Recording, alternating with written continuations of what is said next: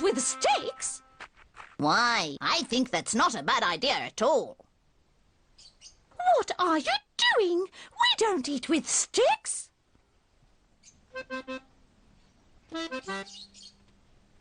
Come here. You should try this, Wong. Yes, it's quite fun and the food's delicious.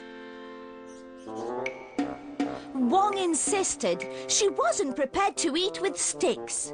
But the smell, eventually she couldn't resist no more. Yes, to tell the truth, these sticks are quite handy. We must name these sticks. Let's call them chopsticks. Everyone was content, especially Chop. And ever since, if you ever go to China, you'll see that the Chinese eat with 2 sticks. They are also called chopsticks.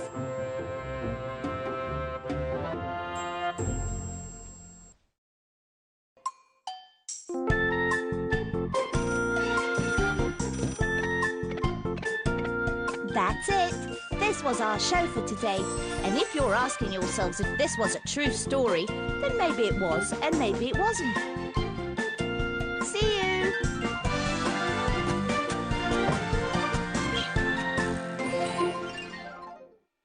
Hello! Today I'm going to tell you about a little girl who didn't want to eat anything. This girl is Italian, and that's why our show takes place in a country called Italy. The participants in the show are the king's daughter Maria, Dino the cook, the painter Antonia, the king Francesco. Let's begin.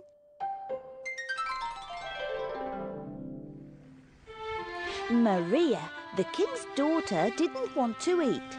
All the king's cooks strived all night long to cook all sorts of different foods. The king was in complete despair. You have to eat something. Here's a vegetable and shrimp casserole. I don't want it. Don't like it. This food's boring. What do you want it to do? To dance? Here, maybe you'd like pigeons in clam sauce. I don't want it. I don't like it. I've had it before. Maybe ostrich fillet with creamed rice. King Francesco didn't know what to do. All the cooks had tried everything, and Maria had to eat something. I'll send a royal message to all the cooks in Italy. Whom shall succeed to prepare something that my daughter will eat will be my chief cook. Not far from there lived Dino. Dino was a cook, but Dino didn't have much work. Most of the time he would sit with his friend and neighbour Antonia the painter, who painted landscapes. So, Dino, no work today either? No one came to buy my food today. Maybe you should try to prepare something for the king's daughter who doesn't want to eat. Why would she want to eat what I cook? Hardly anyone else wants to eat what I cook. So why should the king's daughter? Why don't you try anyway? But then Dino looked at Antonia's paint palette that was in her hand. Wait, what's that? I'm painting our street. No, your paint palette. It looks very tasty. These are paints, Dino. I can prepare the same thing from dough, and on it... Yes, I can... Antonia didn't understand what her friend the cook was talking about, so she carried on painting.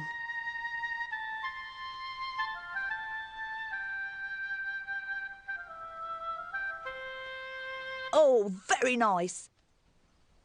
Red can be tomatoes, and black olives, and green peppers as well. There was also a lot of white, yellowish white, like cheese. A few spices to add some taste. And now to the oven. It didn't take long, and soon Dino was back carrying the new dish. It looks exactly like my paint palette. Yes, but this is edible. I'm off to the palace. Bye.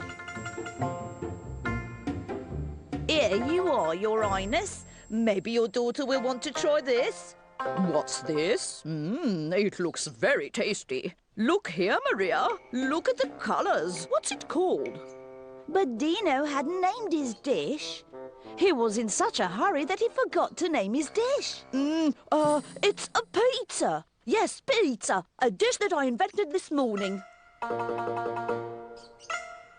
Maria, do you want to taste the pizza? It's a new dish and it looks very tempting.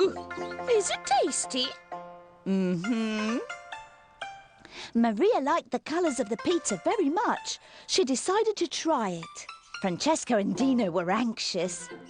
It's very tasty. King Francesco and Dino were ecstatic. Francesco employed Dino as the head cook in his palace. And if you ever get to visit Italy, you'll see that till this very day they eat lots of pizzas there, of all kinds.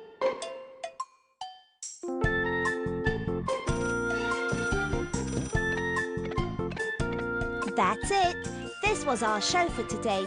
And if you're asking yourselves if this was a true story, then maybe it was and maybe it wasn't. See you!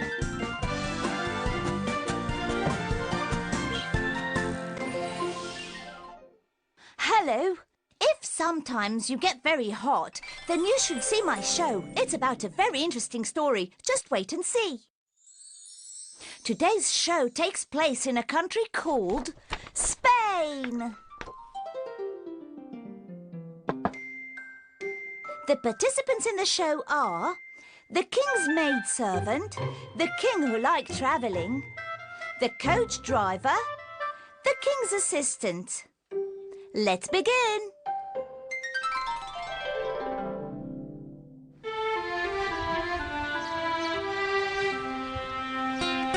Once upon a time in a country called Spain, there lived a kind-hearted king.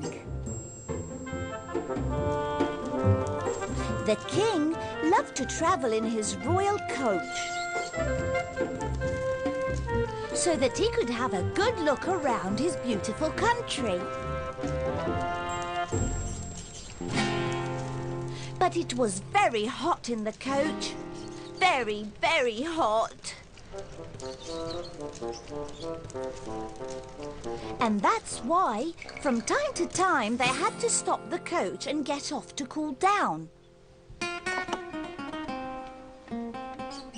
Oh, it is so hot in my coach. What shall I do? If it carries on being so hot, I will just have to stop travelling altogether. The king's assistants heard him and got very worried. But, Your Highness, you like travelling ever so much. You really shouldn't stop. Your Highness, I have an idea. We shall create a wind inside the carriage, see? Like this.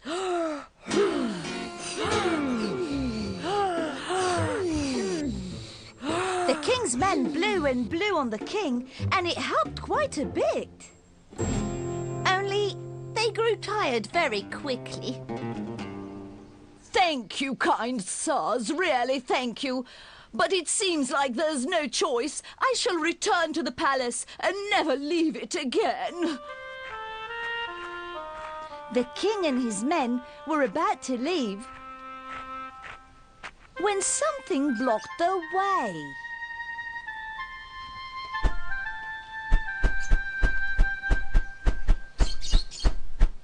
Hey, Peacock!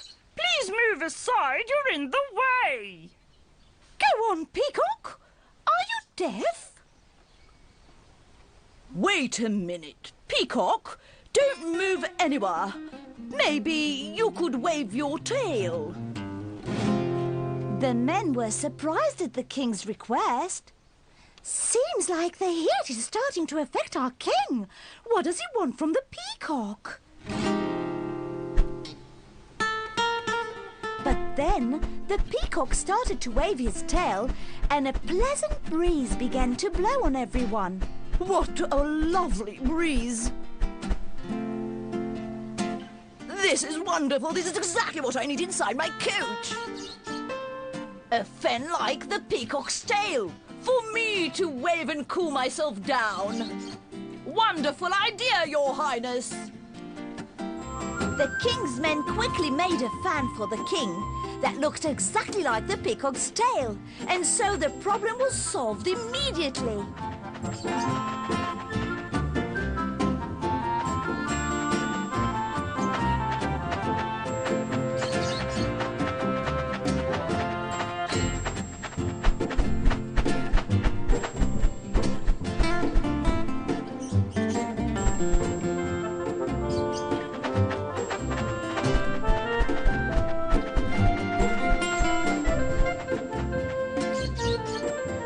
The king went out traveling in his carriage and didn't get hot ever again.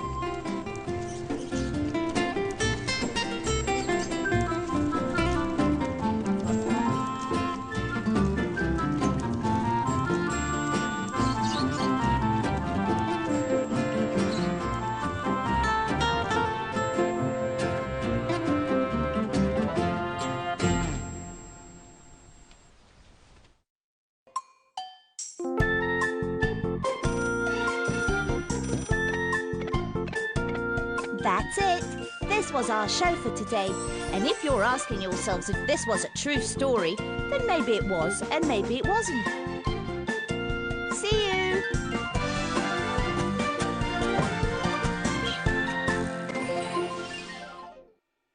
Hello, everybody. You know how every country in the world has a flag of its own? Well, in our show today, we're going to tell you about one incredibly special flag. Just wait and see. Today our show takes place in a country called Monaco. And today's participants will be Princess Beatrice, the tired worker, Princess Jean, and the driver. Let's begin. A long time ago in a small country called Monaco, there lived two princesses, Princess Jean and Princess Beatrice. Princess Jean loved the colour red most of all. She wore a red crown and lived in a red palace with red roses in its garden. Princess Beatrice loved the colour white. She wore a white crown, lived in a white palace and had a huge cotton field just outside. The two princesses were very clever. Every day they'd meet in the town centre and solve all the people of Monaco's problems. Next problem, please. Hello, Princess Beatrice. Hello, Princess Jean. My problem is that I really want to lie on the beach and rest. But I get too hot. Maybe you have a solution to stop the sun from making me so hot. The clever princesses confided with each other and reached a wonderful solution. OK, sir. We have decided that from now on the beach, there will be parasols. You can lie under a parasol and the sun won't heat you up. Oh, lovely. I am so happy. You've been a great help. That's why we're here. Next problem, please.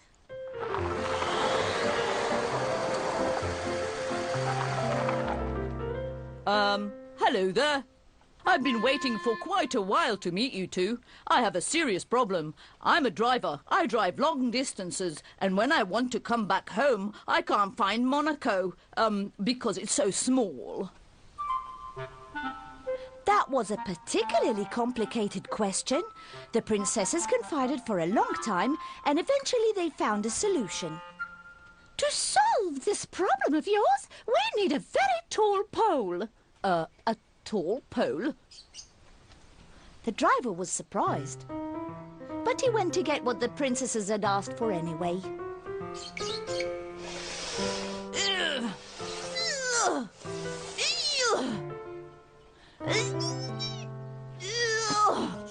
This is the tallest pole I could find. Lovely. On this pole we'll hang a special flag